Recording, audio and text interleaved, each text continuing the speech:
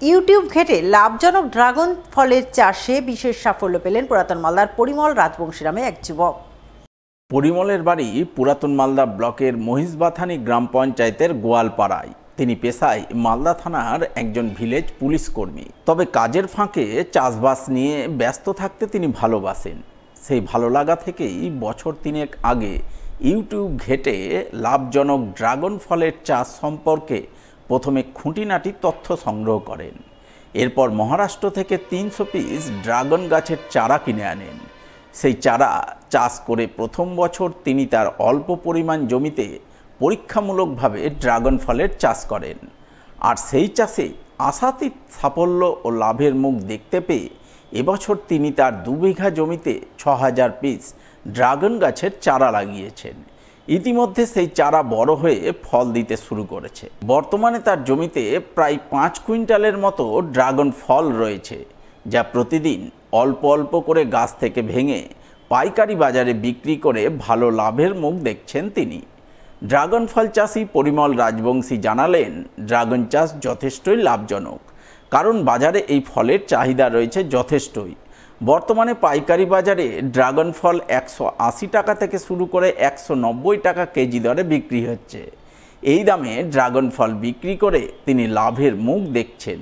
তবে সরকারি সাহায্য সহযোগিতা পেলে আরও লাভবান হতে পারতেন।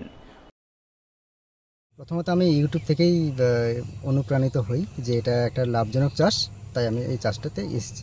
প্রথমত আমি বীজটা সংগ্রহ করেছি। বীজ বলতে কি কাটিং, বীজ নয় অ্যাকচুয়ালি কাটিং। সেটা আমি নিয়ে এসেছিলাম মহারাষ্ট্র থেকে। প্রথমত আমি 300 চারা নিই, 300 চারা থেকে 500 করি, 500 থেকে এখানটায় প্রায় এখন 6000 চারা আছে। ফলন এবছর সত্যি কথা বলতে এটা হচ্ছে দ্বিতীয় বার হারভেস্ট করছি। প্রথমবার সামথিং কিছু করেছিলাম, দ্বিতীয়বার মোটামুটি এখন যা আছে তাতে করে 4-5 কুইন্টাল ফল গাছে আছে আর কি। 2 বিঘেতে প্রায় 10 থেকে 12 লক্ষ টাকা খরচ হয়েছে আমার।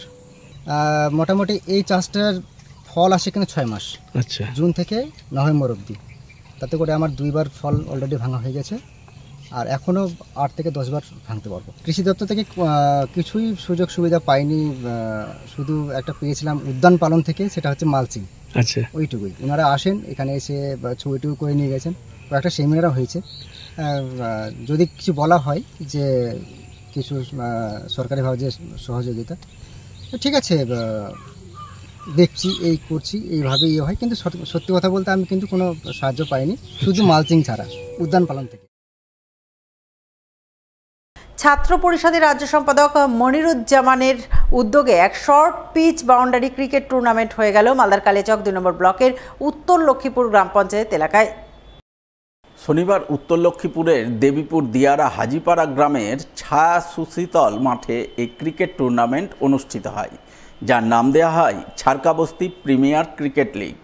এই ক্রিকেট লিগে মোট 8টি দল অংশগ্রহণ করে। টুর্নামেন্টের আনুষ্ঠানিক সূচনা করেন মালদা জেলা পরিষদের সদস্য সায়েম চৌধুরী। এছাড়া উপস্থিত ছিলেন ছাত্র পরিষদের রাজ্য সাধারণ সম্পাদক মনিরুজ্জামান সহ অন্যান্যরা। এদিন তাদের উপস্থিতিতেই জমজমাট ক্রিকেট টুর্নামেন্ট অনুষ্ঠিত হয়, যাকে ঘিরে স্থানীয় ক্রিকেট প্রেমী মহলে চরম উৎসাহ উদ্দীপনার ছবি নজরে আসে।